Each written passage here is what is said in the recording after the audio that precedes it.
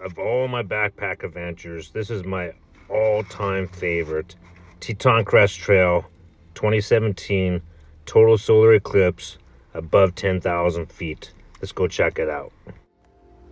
Culture Bay Campground, our van, we're trying to get in. It's 6:40 in the morning. A lot of cars online.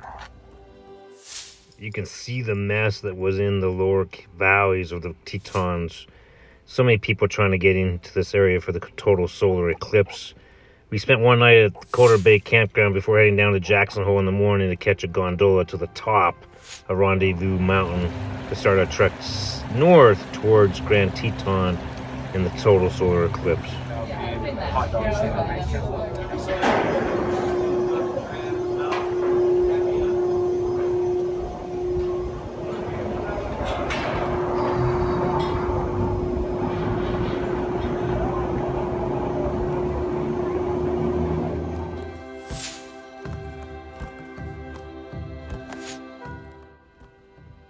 After a year of planning, we are finally on the trail, hiking the Teton Crest Trail, heading north towards Grand Teton. Just came down the ridge. That one from the ski lift. Riding the gondola to above 10,000 feet, it's a pretty sweet way to get to the top. And then you descend down a ridge. We ended up running into some wildlife within the first half hour.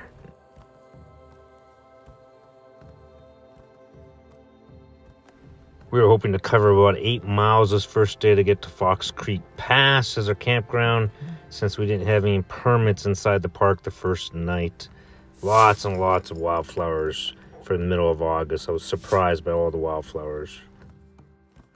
One of the challenges you'll see in this video is we ended up camping at Fox Creek Pass in Alaska Basin the first 2 nights.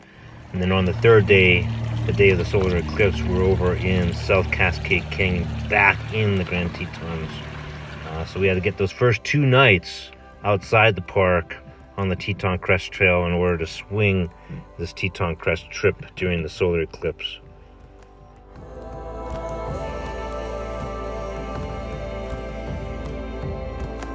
Flowers are up to my armpit in places.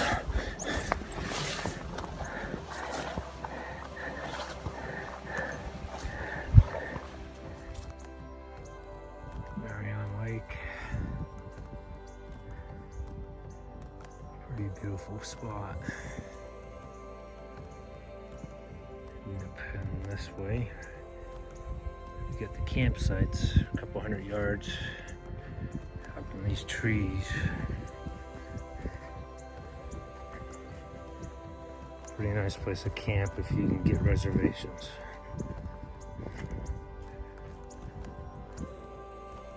One of the first alpine lakes you'll come to is Marion Lake. There's actually camping here.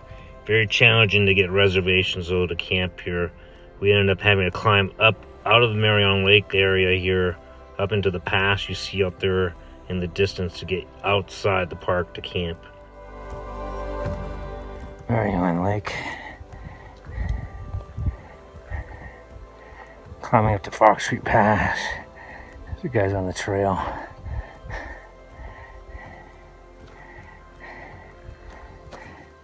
Flowers are crazy in here. Mountains. So we're heading up there. Camp.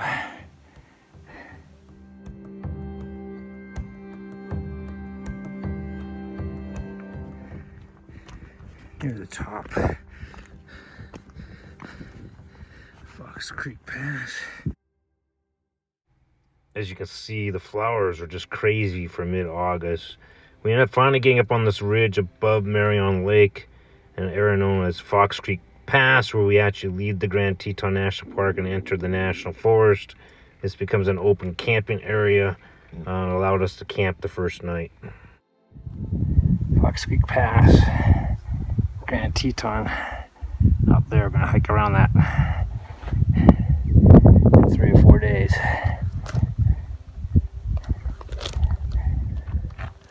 Fox Creek Pass, our first snow cross. Try not to fall.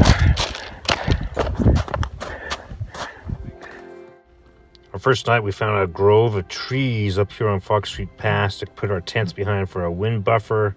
Turned out to be a great camp for that first night. Day 2, we ended up getting up in the morning. This is going to be an easy day, only about 6 miles. We want to get ourselves situated for the solar eclipse on the following day. We're going to hike over to Alaska Basin through Death Canyon Shelf, which is back in the Grand Tetons, and then you leave it again at Alaska Basin. Thanks for some nice camping. This place, it's hidden. No one knows this lake's here. It's kind of off the beaten trail. After our initial start of our hike, within a few minutes we ran into this beautiful alpine lake. If I had known we would have camped there the first night, but did not know, being the first time on the Teton Crest Trail. As you leave Fox Creek, you do gain quite a bit of elevation as you get up onto Death Canyon Shelf and hike towards Grand Teton.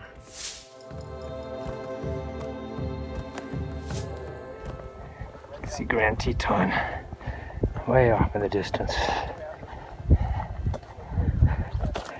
Go around the backside of that in a few days. Buddy, pretty good stuff. Good stuff, huh? Death Canyon Shelf, crazy.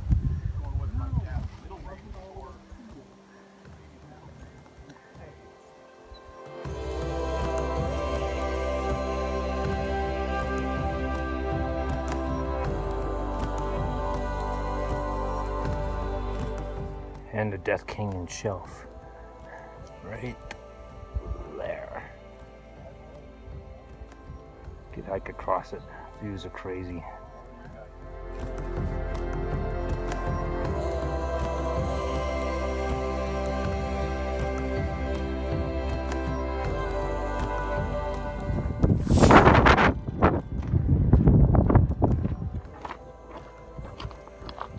Basin Lakes are getting closer.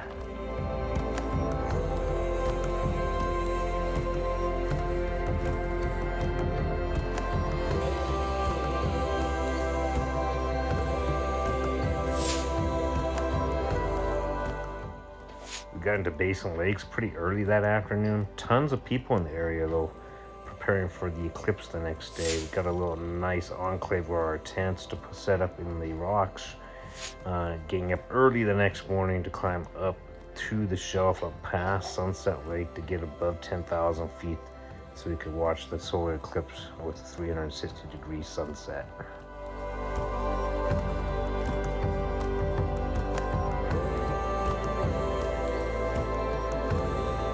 Eclipse starts in about an hour. And try to get up on that shelf up there. Watch the eclipse. Look at those flowers. We made it to the shelf below Grand Teton, 10,000 feet up. With about an hour to spare, we ended up watching the eclipse starting to form on a pinhole device my buddy had made.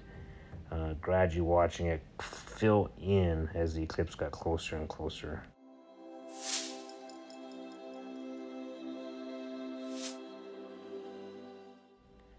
It was interesting to see the sunset, basically a 360-degree sunset across the horizon, and watch the birds, the noises from the surrounding area go quiet.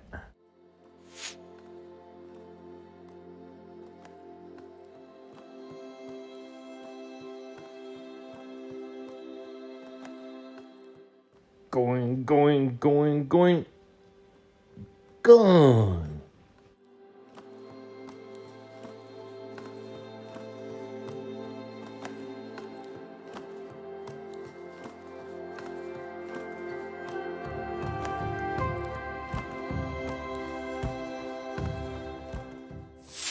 With the eclipse done, it was time to finally head over Hurricane Pass, the second highest pass on the TCT, Teton Crest Trail.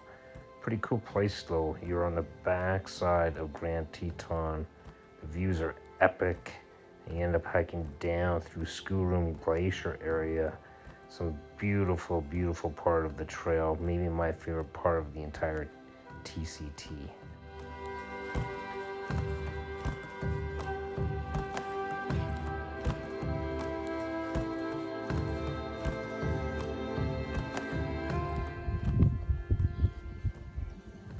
School Room Glacier, I believe it's called.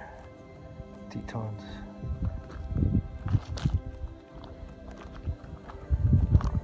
You can see the hikers.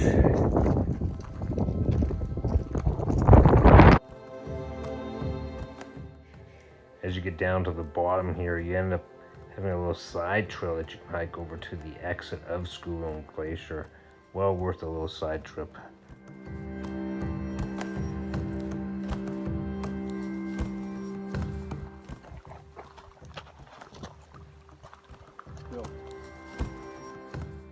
For the third night, we ended up camping pretty high in South Cascade Canyon, back inside the park. We had reservations here for the night. Great little place to camp. Even ran into some bear scat, we think, which was surprising considering we were so high up in the canyon. So day 4, we had such a great time yesterday watching that eclipse. This morning we got up early trying to get out of the canyon, down South Cascade Canyon, and out over to Jenny Lake to catch the shuttle or the boat ride across the lake to go get our vehicles.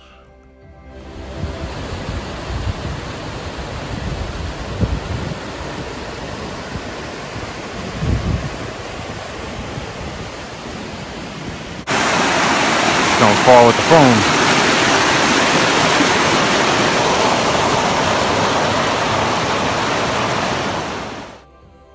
The trail down Cascade Canyon is pretty steep. You eventually reach the fork between South Cascade and North Cascade. It's a popular area. Lots of huckleberries in this area. We ended up munching on as we headed down the canyon. Being so early in the morning, we ended up running into some unexpected wildlife. Check this out. Looking for some moose. Grand Teton way up there.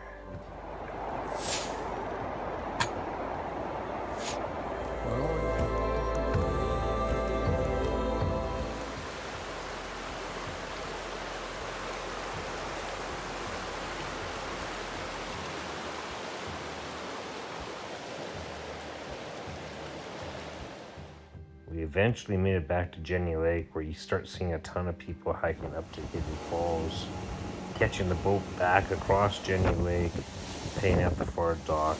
Pretty cool way to end our adventure and think about all the amazing things we have seen, including that solar eclipse and the moose. Overall, this was probably the best backpack trip I've ever done. If you like this type of content of backpacking, camping, RV life, and exploring, please consider liking and subscribing. Until our next adventure, thanks for being here.